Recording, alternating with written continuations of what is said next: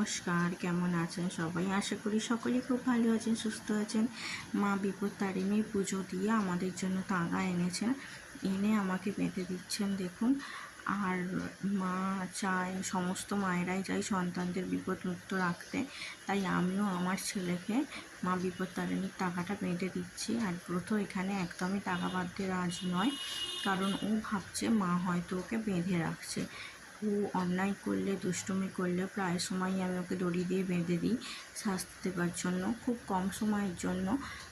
তাই ও সেটাই ভাবছিল। তারপর যখন বুঝিয়ে বললাম এটা ঠাকুরের, তো তখন ও বাঁধলো। আর এখানে ওর বাবা রাত্রে অফিস থেকে ফিরতে হাত পা ধুয়ে ফ্রেশ হয়ে নেবার পর আমি ওকে বেঁধে দিচ্ছি, কারণ আমার মা যখন দিয়ে গিয়েছিল তখনও অফিসে ছিল।